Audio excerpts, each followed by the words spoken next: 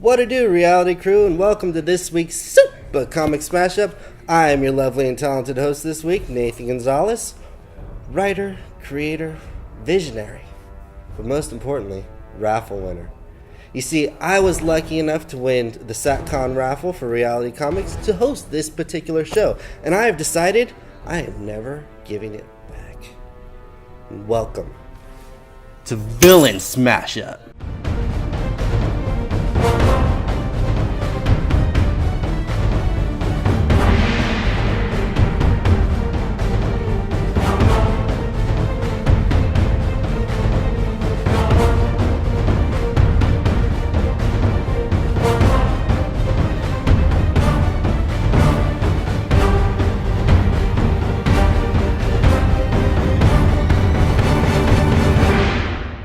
And now it's time for the very villainous bulletin.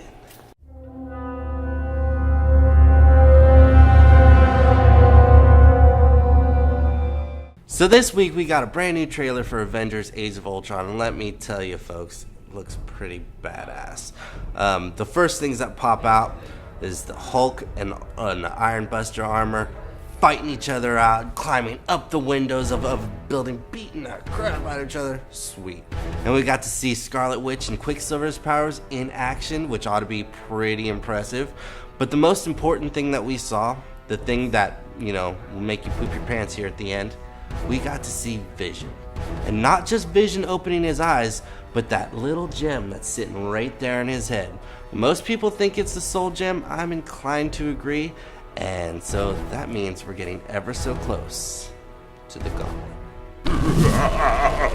Next on our list of villainous news is the debut of Supergirl in full costume. Now, I've seen a lot of things online where people really like it, people really don't. Why is she wearing a skirt? Why can't she wear leggings? Let me set the record clear. She wears a skirt. That's always how it's been. That's the way it should be. Now, I know people are saying that what if she flies up, you can get a good shot of her. And that's why I say that Supergirl is so much better than Superman. Because we get little shots like that, in case something winks at you. And our final piece of news for this week is some late breaking news, some sad news for me personally. Marvel has decided that it doesn't need to go to Comic-Con this year. Which really it baffles me. They said that they're going to be putting on their own shows to put out their own stuff, but I just feel that there's a certain loyalty to the people at Comic-Con. No, it's not just because I'm going, so don't take that tone with me.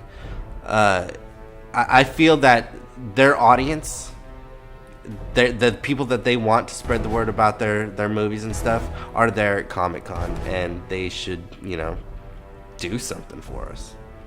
Do more for us, Marvel. What the hell? Tired of just TV and movies. Do more. Or just keep giving me TV and movies. And now it's time for the pool.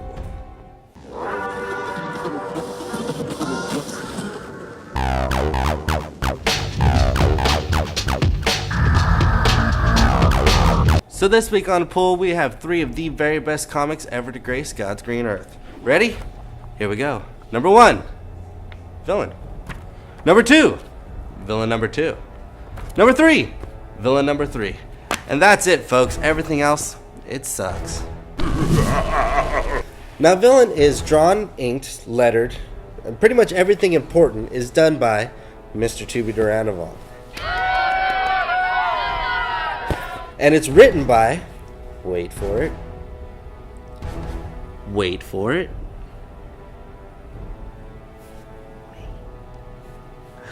So this week, you're going to hear about all things villain to nauseam. So, are you ready? No. I said, are you ready?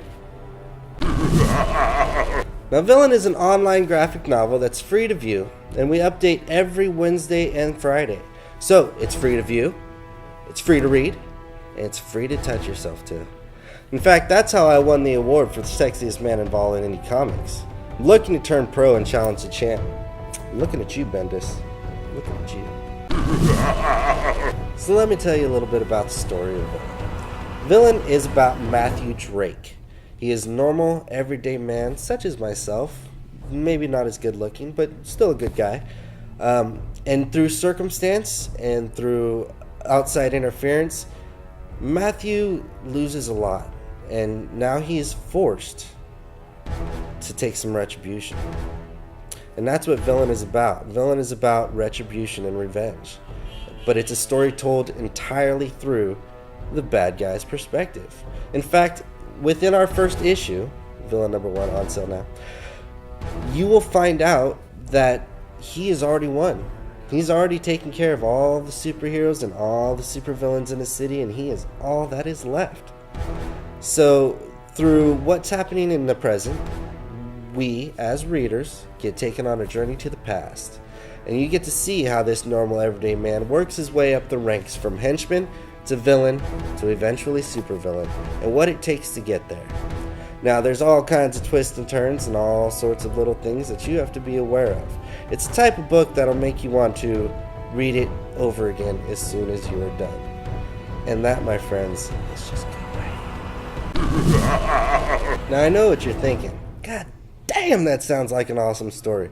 And guess what? You'd be right. But we don't just stop there. We also bring you the art.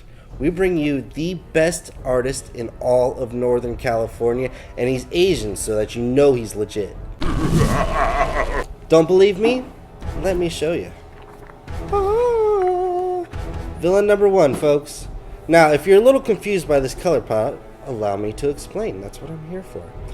See these bright, vibrant colors here? That's when, as a reader, you know you're in present day. And then these black and gray and purplish tones, this is in the past. So as a reader, you're never going to get lost as to where you are in the story. That's a fantastic thing, because really, it sucks to get lost, folks. I've been there. I'm still a little lost. Now, most of that takes place just right there in Villain number 1. That's a lot going on, folks. But guess what? Just for you, we kept going. So Villain number 2 takes you to the point of the matter. It's going to tell you why we should care, why should we be involved, and make you, as a reader, make a choice. Do you think heroes are inherently good? Do you think villains are inherently bad? Well, guess what? None of mine are. Now this is going to make you, as a reader, make a choice. Do you side with the good, or do you side with the bad, or are you right in the middle? And let me tell you, either way you choose, the story will be different. You will follow people differently, you will look at people differently, they will sound differently. But it'll all be in your head, because I only write one way. So just know that. Now that's just issue 2. Are you following along, people? Are you with me? Good. Because now we're going to move to issue 3, which is the issue that'll blow your mind. It is the first kill, the first maim, the first time I really wrote something good, which is also on sale at villain-comic.com. So issue number 3 takes us into the aftermath of the big incident. And it's going to set our hero, villain, anti-hero, anti-villain, whatever you want to look at him as, on his journey. Now, if you're anyway a reader and you know the book, The Count of Monte Cristo, you might kind of know where this is going. If not, don't you dare Wikipedia it. So no spoilers out there on the web, okay? Because really, yeah. So, issue number 3 is where all the good stuff happens, and then after that you're going, I want more villain. I need more villain. Well, I'm sorry, folks. I just don't have any more printed out for you. But you know what I'm going to do? Just for you. Just for the Reality Comics group. I'm going to give you issues 4 through 10 absolutely free. What? Absolutely free, he says. Yes, I said absolutely free. Pay attention or rewind it. One or the other. I'm going to give you issues 4 through 10 absolutely free. But what you can do is you can head on over to the website right now, villain-comic.com. Hey, I said it right. And you can go there and you can read issues 4 through 10. That's what we're currently at right now. We're going all the way up to issue 24. You can read all of that absolutely free. Not enough? Okay. Well, how's about some origin stories for characters who are also in the book that aren't quite the main characters? People who have had their run in our universe, but are more towards the end of it right now during this story. How's about I give you all of those for free too? No? Still not enough? Alright.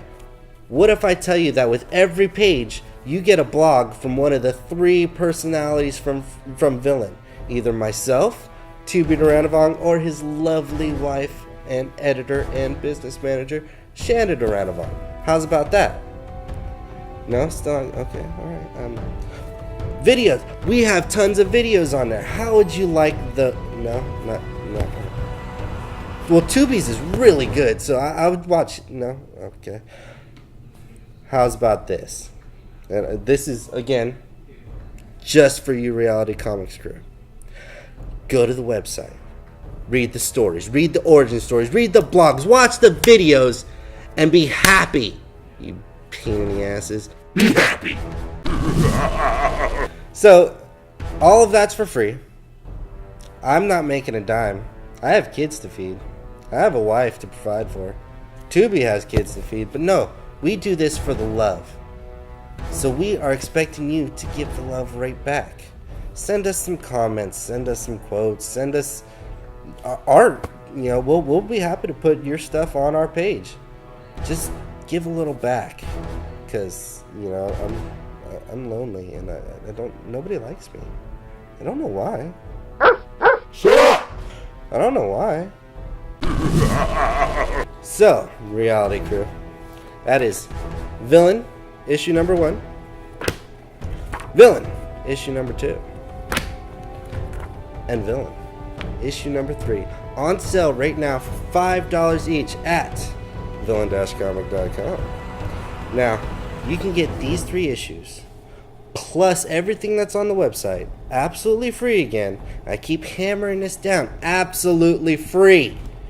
What more can I do for you? Because there's only one other F word I'm going to give to you if you don't check this out. And that's fun. So now that I've told you a little bit about Villain, I know what you're thinking. What makes this man think that he can write about bad guys? Well, first I have to say, F you, that's why. But other than that, let me tell you a little bit about me. I am the type of guy who had any shred of power, any little thing at all. Even if I could write parking tickets, I would abuse it to its fullest extent and I would try to make all of you my cattle. But that's just me. Not everybody here at Villain feels this way, but it's just a specialness about me. So, let me tell you a little bit about how I got into writing comics. It all came from the magical, wonderful world called Comic-Con. Comic-Con is a place of inspiration, it's a place of love, it's a place of nerds.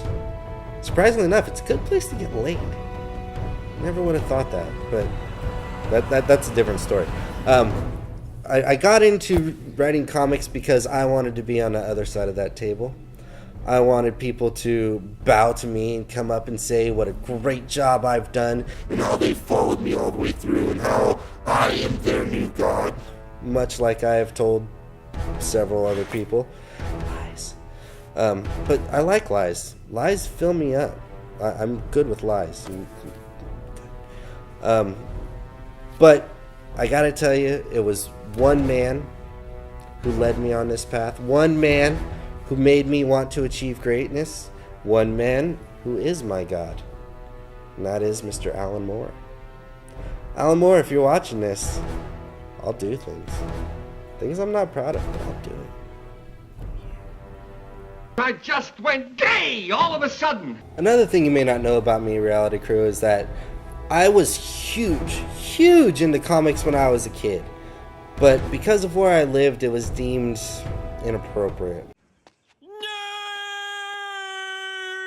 I was a country kid. I was supposed to ride and rope, but that didn't excite me either. What drew me out of comics was something very important in most men's lives, and that is, to put it delicately, Old man. my great bundle of sweet mace. It is love, love, love at sight first. No? Is it not? No, yes? Oh, the mad rush of hot blood to the temples. Ah, golden girl, you are the corned beef to me. I am the cabbage to you.